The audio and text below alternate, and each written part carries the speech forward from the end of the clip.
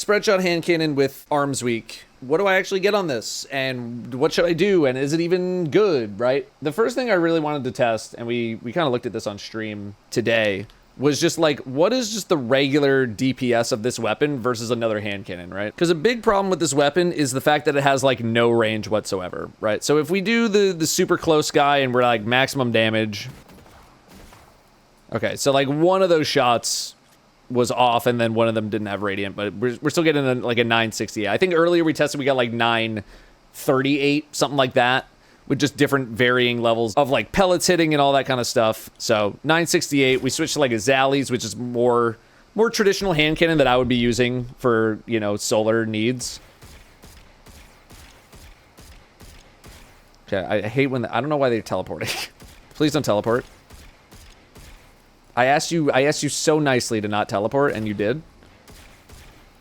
Okay, there you go. So 796. So the spread shot is doing more damage, right? So we're about 800 there, and like if we're being very generous, 1,000 with this thing. But this is 10 meters now, right? 10 meters, and we're already starting to see the fall off happen. 772, right? So even at 10 meters, we are now basically equal with the Zally's Bane in terms of just pure damage output on a primary weapon, right? So if you can be in this super close range a lot of the time, then yes, like this can put out some more damage. But if you're just looking for a more traditional hand cannon setup, like as we'll discuss, overall, like if I was just to kind of sum up this hand cannon, because I've been using it quite a lot. I have 1,000 kills on it. I've been playing with it a ton the past 2 days. I have 1,000 kills on this one. I have a bunch of kills on a different one. And so I've been playing with it a lot. And I do think of it as like a fun pub stomper type hand cannon. I do enjoy using it, especially with some of these like these weapon mods during Arms Week. The Cowboy Grip has been pretty nice because for the hip fire. It needs a very deliberate build. It is not something that I think you just throw into whatever loadout that you happen to have on and you're just like, I need a hand cannon, let me just grab this one, because it needs to be super close range. I have been running the Wishful Ignorance setup, which I just made a video on, so go check that one out if you haven't. But this is a very melee-focused setup. Yes, I know Flechette Storm is like a ranged thing, right? But you're still up in people's faces. I have Tractor Cannon on, like I am close range, so this thing is getting a lot of value. And the roles that I've been working with, a lot of Threat Remover, Threat Detector, Swashbuckler, so this thing is getting like almost permanent 33% bonus damage from it being maxed out. We were doing some Surrounded rolls, which is 40% damage. So this thing's getting a lot of bonus damage. It's getting some good reload. By the way, this thing with no reload speed boosts at all reloads horrifically slow, so I would definitely have some sort of solar loader if you don't have any sort of reload speed weapon perk, right? The harder content gets and the farther you have to be away from the enemies in order to succeed, the more and more, like the fall off is crazy. The range fall off is insane with this weapon, to the point where sometimes your shots will do literally 0 damage at all, right? What can we get on this thing? We can get Barrel Constrictor, Threat Remover, Threat Detector, Slide Shot, Transcendent Moment, Proximity Power in the first column, and then we have 1-2 Punch, Swashbuckler, Binary Orbits, Surrounded, Frenzy, and Incandescent. Second column like seems pretty good at first look. This is a primary. I don't know how much I'm really doing any sort of binary orbit stuff, and again, with how much we just talked about, like, hey, we're doing melee on this, right? We're doing like we're getting 33% damage at maximum stacks pretty much all the time. Like with this build in particular, 33% all the time. Surrounded,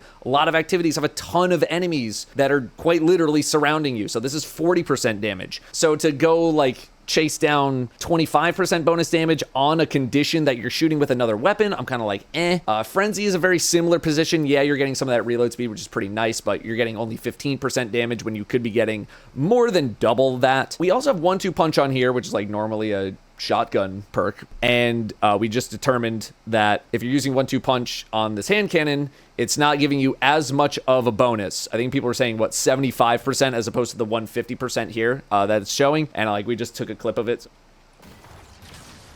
Okay, 1,066. Yeah, 1,500. Okay.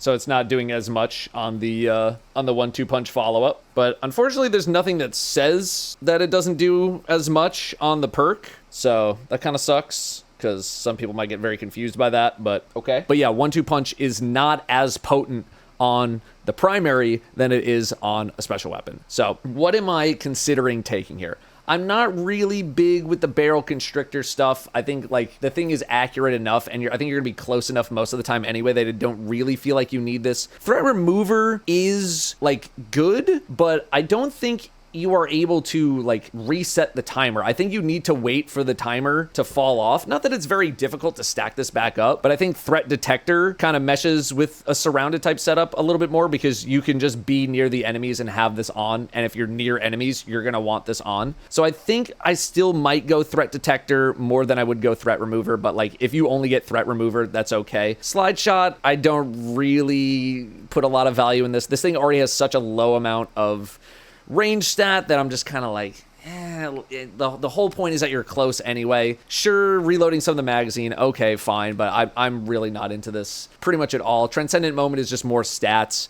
I don't place a huge importance on stats when it comes to pretty much most weapons for PvE purposes. Proximity power works pretty nicely in terms of any sort of a melee setup. I want to say when I tested this, I was getting like 5, then 10, then 15% bonus damage. I don't know exactly how much melee stat. I want to say it's like 10, 20, 30. But if you're going to get like some sort of a 2x2, like you're hitting tier 3, where you can get a 2x2 setup, what would I be looking for? I'd probably be looking for prox power and then threat detector or threat remover. Ideally, threat detector is probably what I would be going with for both of those. Proximity power is not as important. Obviously, if you're not going for a more melee setup, you're going for like threat detector. But again, I think you should be going for some sort of a melee setup if you're doing this. Second column, 1-2 punch is definitely very enticing. Maybe like a 1-2 punch swash, a 1-2 punch surrounded is kind of what I'd be hunting down. Incandescent, if you're really using like a hand cannon for incandescent, there's so many other options for just like pure killing hand cannons. Again, play into its strengths. Play into like what the game is giving you here. You know, take advantage of a lot of the melee-centric things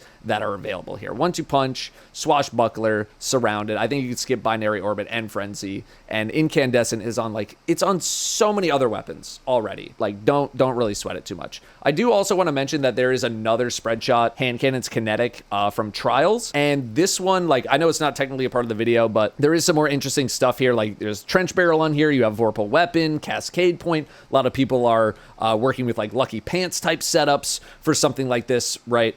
But I'm not exactly covering this weapon in particular, but the first column is actually very, very close to like what you can get in the first column of the previous weapon. Then we have the trace rifle, which I've also been using, called ribbontail, and it's got very similar setup to what I was using on the hand cannon here. We have proximity power and surrounded. That being said, I've mainly been using this as a mechanism to pop my tangles because of Thread of Fury, where damaging targets with a tangle grants melee energy.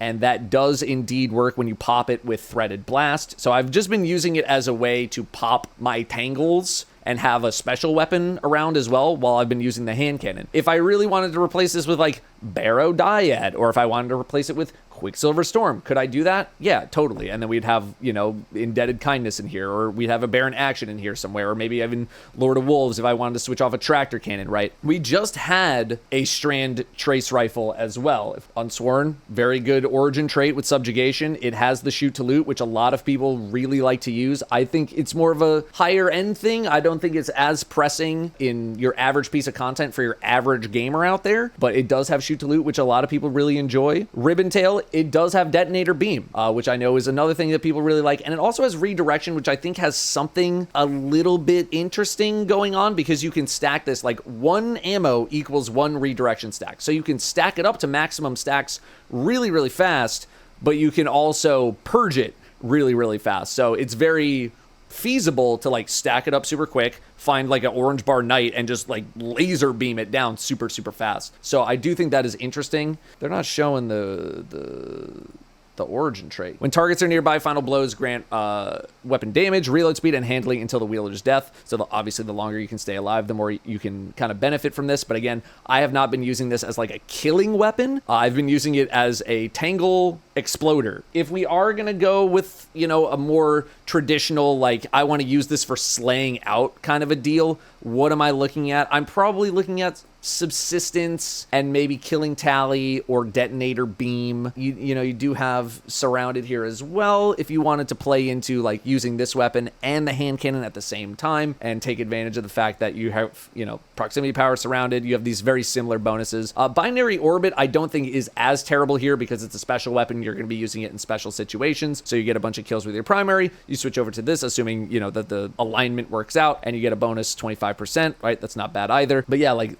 Wellspring on here. I saw some people talking about Envious Arsenal. I think we were talking about Envious Arsenal bait and switch on the Rocket Pulse. Just being like, I'm not really a big Envious Arsenal person on non-boss damage setups. I just forget to use it. If you don't forget to use it, then sure. But otherwise, I think Subsistence is probably just like the most globally useful one. I don't know. You guys chime in, right? Detonator Beam as well. I don't have as much experience with Detonator Beam. I just haven't really been using trace rifles that much in general, you know? Like, I don't know if anybody else has really been using them because it's just, they just still don't feel super outstanding to me. But yeah, if I am going to go in some sort of more traditional setup here, Subsistence Detonator Beam, maybe Subsistence Redirection. Killing Tally is also fine, but you got to keep the thing out for a very long time. So I'd probably lean towards Redirection or Detonator Beam. But again, this is also assuming you don't have a good Unsworn that you don't already like using, right? So I don't know. That's kind of where I'm at. Again, because I've been using Prox Power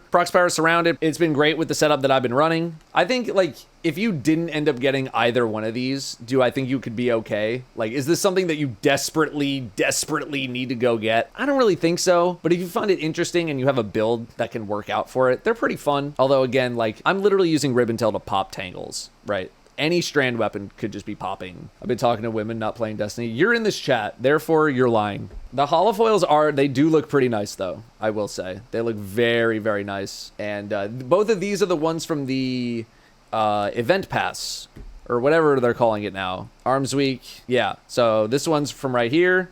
This one's from right here. It is not very difficult to get through this rep track, although if you're just starting whenever this video shows up, which I imagine is on Saturday, then you might be a little late to the party, but you still probably have a chance to kind of get through most of them, especially with like the reroll chips. Neither of them are weapons that I feel like you desperately need to have immediately, right? Unless you have a setup for them. So I think, I don't know.